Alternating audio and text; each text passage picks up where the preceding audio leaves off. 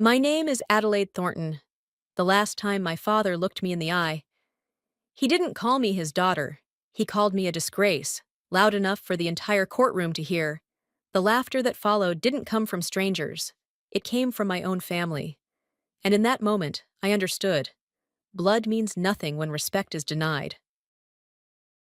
The courtroom in Boston was packed, the kind of silence that prickles against your skin.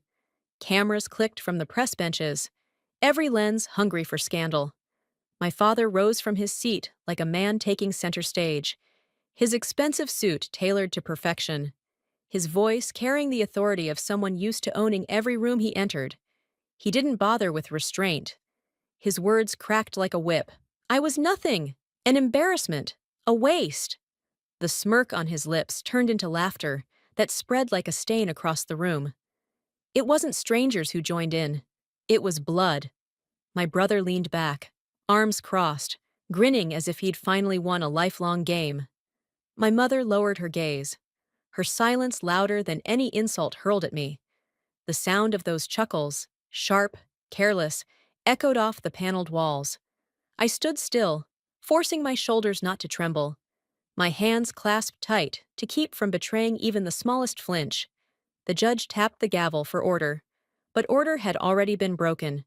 And then my father delivered the strike meant to cut deepest. He told the court that I had disappeared for years, leaving my family behind because I couldn't handle responsibility. His voice carried that polished cruelty he wielded so well, and the weight of it pressed the air from my lungs.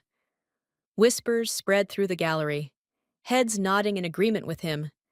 In that moment, the tide in the room turned fully against me, leaving me on an island of silence, surrounded by the ridicule of my own kin. At 18, I walked out of that house with a second-hand duffel bag slung over my shoulder. My father's voice followed me down the driveway, sharp as glass. "Don't come back when you fail." Those words carved themselves into my spine, and for years they carried me further than his approval ever could. In uniform, among strangers who became brothers and sisters, I found the kind of respect I'd never known under his roof. I trained men who stood taller when I barked a command, and I buried my doubts in the grit of long nights and punishing drills. But I never told my family what I was doing. Letting them know would have meant giving them power over something I needed to keep mine. Back in the courtroom, the sound of rustling paper snapped me out of memory. My father's attorney held up a folder with theatrical precision. Inside were records claiming I'd been dismissed from service, fabrications dressed up as truth. "She was cast out," the attorney announced, his tone dripping with pity that felt like venom. "Mrs. Thornton is nothing more than someone who ran away and was thrown aside." Gasps swept across the gallery, followed by a low hum of whispers. I could feel the judgment folding over me like a shroud, the room shifting heavily in my father's favor. The lawyer wasn't done. He leaned forward, voice cutting through the murmur. "A daughter who disappears for over a decade has no claim to this family's name, let alone its legacy." My jaw locked so tight it ached. I kept my gaze steady, refusing to give him or my father the satisfaction of seeing me flinch. Then, from the back row, a chair scraped against the floor. A man in uniform rose, the insignia on his chest catching the light. He cleared his throat and addressed the judge, asking permission to speak. The name he gave sent a ripple through the press benches. Reporters bent toward one another, whispering urgently. But when the judge nodded for him to continue, he didn't reveal anything more. "I will speak," he said evenly, "when the time is right." And with that, he sat back down, leaving the entire courtroom suspended in uneasy silence. My father's smirk widened, convinced he had already won, while the rest of the room buzzed with restless speculation about what was still to come. The air inside the courtroom grew heavier as the arguments shifted from accusation to spectacle. My father's lawyer stacked photographs and notes across the bench, painting a narrative of my absence, as if every year I spent away was proof that I had abandoned the family. Each snapshot and scribbled timeline was a weapon, designed to convince the room that I'd chosen exile over responsibility. The crowd stirred, reporters scribbling furiously. One headline already whispered aloud: CEO exposes failed daughter. I could feel the words wrapping around me like chains, pulling tighter with every passing second. Then my brother rose, his expression feigning sympathy, though the glint in his eyes betrayed the satisfaction underneath. Maybe my sister should just take a modest settlement and step aside. At least she can keep a shred of dignity. His voice dripped with false concern, but the blade of his words cut clean. My father followed, his tone triumphant, his declaration final. This company will never have room for the useless. His certainty rolled through the chamber, and the murmurs of the gallery echoed in agreement. I stayed silent, my gaze locked on his face. My stillness unsettled a few who watched closely, as if beneath the calm, something dangerous was waiting for its moment to rise. The attorney called their trump card, a man in a pressed suit, introduced as my former superior officer. He raised his hand and swore to the court that I had abandoned my post, that I had been cast out in disgrace. The words thundered against the walls, and the gallery gasped in unison. A ripple of cruel laughter followed, loud and sharp, pressing me toward the edge of humiliation. I studied his face, and memory confirmed what instinct already knew. He had never served a day with me. My lips curved, just barely, into the smallest of smiles. Not amusement, not surrender. Something quieter, a reminder to myself that the truth did not need to rush. Across the aisle, a reporter lifted her camera, catching the flicker of my reaction. She leaned toward a colleague and whispered, "Something's off. She knows more than she's letting on." A seed of doubt took root in the sea of certainty, yet the room as a whole swayed firmly toward my father's side. He leaned back in his chair, satisfied, convinced the battle was already over. They mistook my silence for defeat, but that smile, sharp as a blade held in reserve, was the only warning that everything was about to change. The trial pressed forward, and the performance shifted from humiliation to strategy. My father's attorney rose with a polished smile and held up a document thick with signatures and seals. The judge allowed it to be read aloud, an agreement that would grant me a modest sum if I renounced every claim, every share, every inheritance, every right to the family estate. The words hung in the air like a noose. My father leaned back in his chair, lips curled in triumph, convinced I had been cornered at last. He didn't even try to mask his amusement as the paper was set before me. A pen slid across the table. Then came the blow I hadn't expected. My mother, voice trembling but resolute, whispered, "Sign it. Adelaide, don't make this harder than it has to be." The sting of betrayal burned hotter than any insult from my father. My brother couldn't resist adding his own cut, his voice deliberately loud enough for the gallery. "You've stayed silent long enough. It's time you accepted reality." The judge's gavel tapped once for order. All eyes fell on me. I picked up the pen, my hand steady, and for a heartbeat, the entire courtroom seemed to hold its breath. Then I placed it back on the table without writing a word and raised my gaze to my father. He laughed, sharp and mocking, his voice booming, "You'll never change. Stubborn and worthless." The crowd erupted, the gallery buzzing with cruel delight. To them, I had just thrown away my last chance. The atmosphere tightened to breaking point. In the eyes of everyone present, I had lost. The whispers grew, the judgment palpable. Then, from the hallway, came the sound, measured, unyielding, the crisp strike of military boots against polished wood. The courtroom turned as one. A colonel in full dress uniform stepped through the doors, the ribbons on his chest glinting beneath the lights. His presence alone shifted the air, the kind of authority that needed no introduction. Cameras flashed furiously, reporters leaning forward, whispering his name in disbelief. The hum of voices swelled into a storm until the judge demanded silence. He requested permission to speak. My father scoffed, his laughter dripping with disdain. "And what does the military have to do with this family matter?" The colonel ignored him, his eyes fixed on me, posture rigid, voice carrying across the room like a command. This woman is not worthless. This woman, Adelaide Thornton, is the one who trains the seals. The chamber fell into stunned silence. A chair clattered as a reporter stumbled back, cameras rattling to life, recording every stunned expression. Gasps rippled through the crowd. My father's face drained of color, his lips parting, but no sound coming out. In that moment, the balance of the trial shifted forever.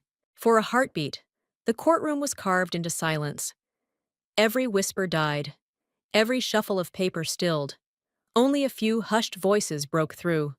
Disbelieving, "She trains the seals!" The words drifted like sparks through dry grass, catching on ears that widened, eyes that refused to blink.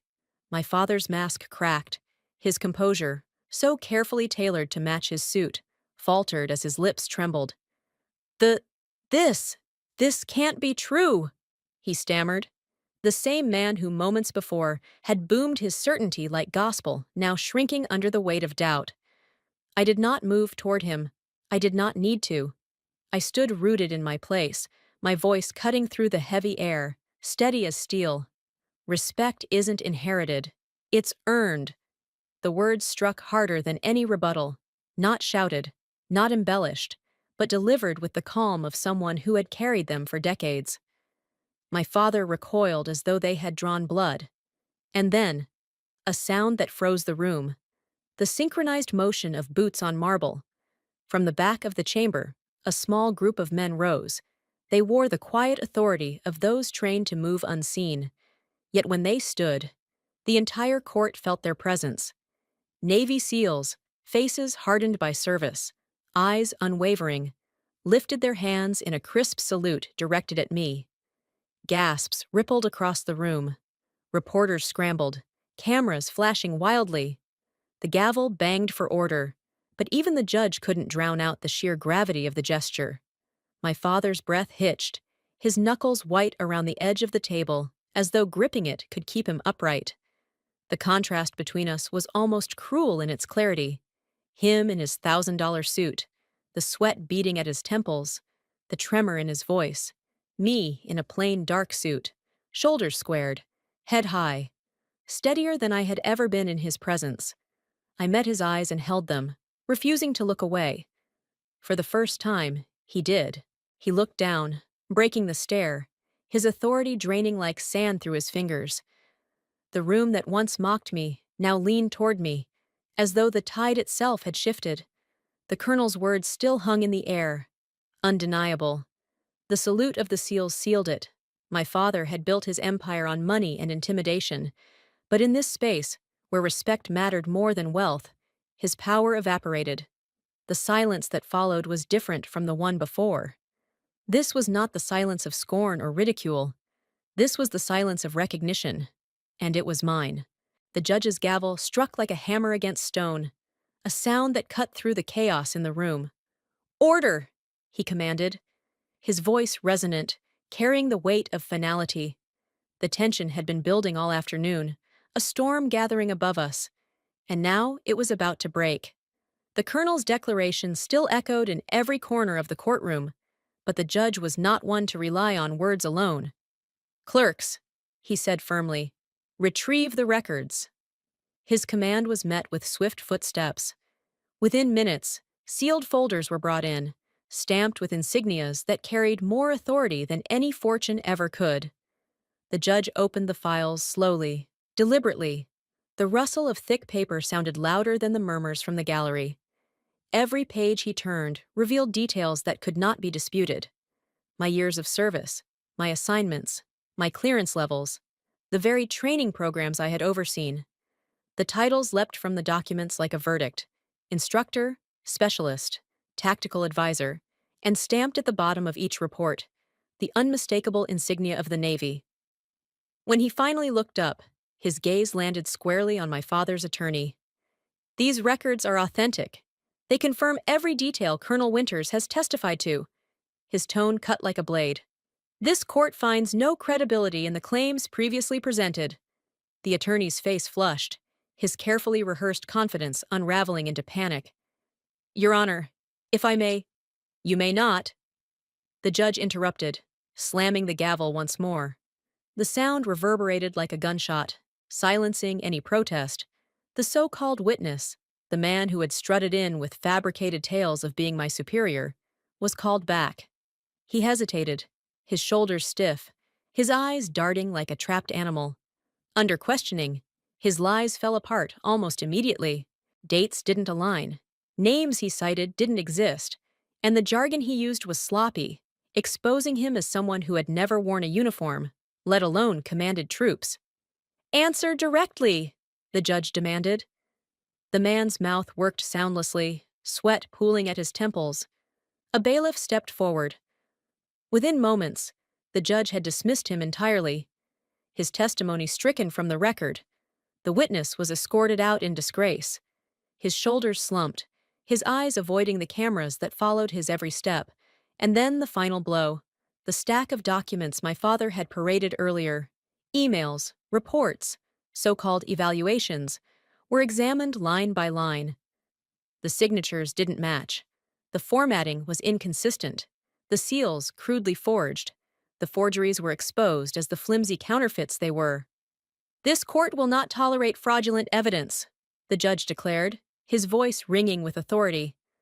"All charges and accusations against Ms. Thornton are hereby dismissed."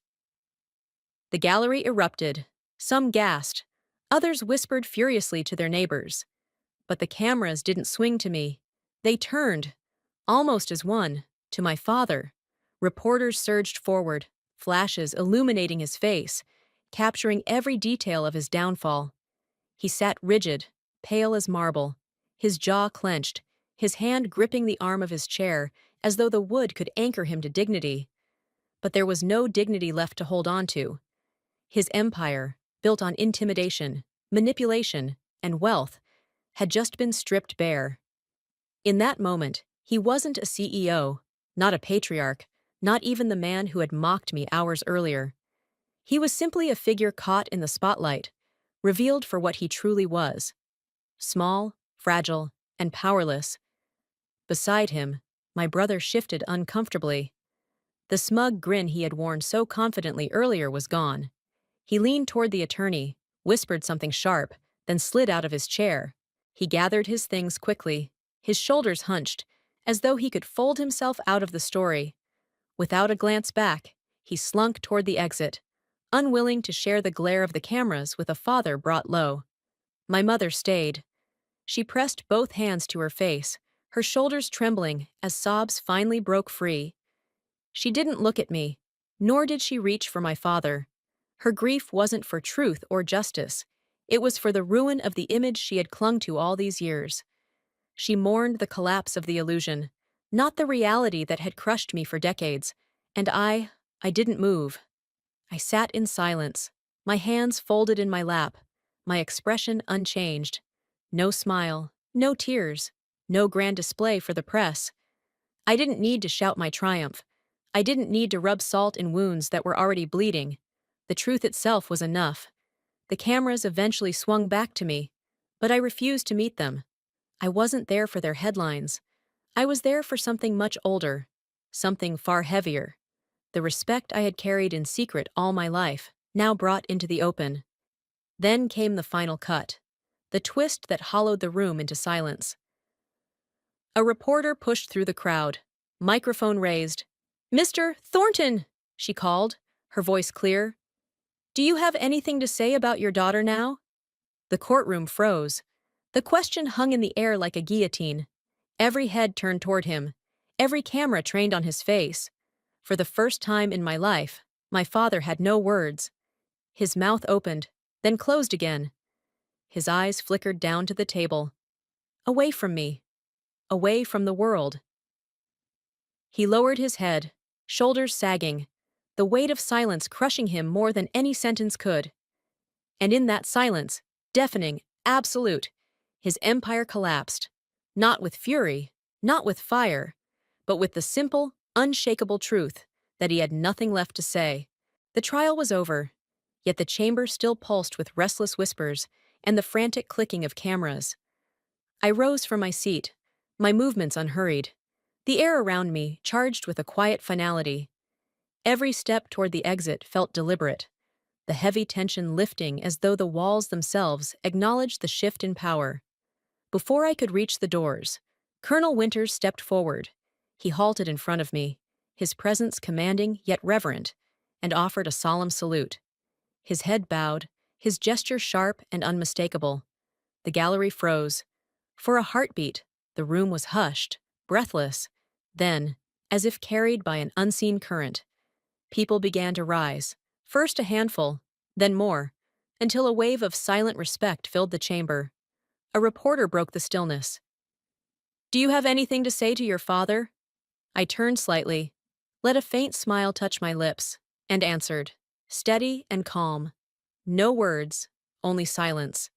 And then I walked out, not with riches or applause, but with something untouchable, dignity, truth, and the respect no amount of money could ever buy.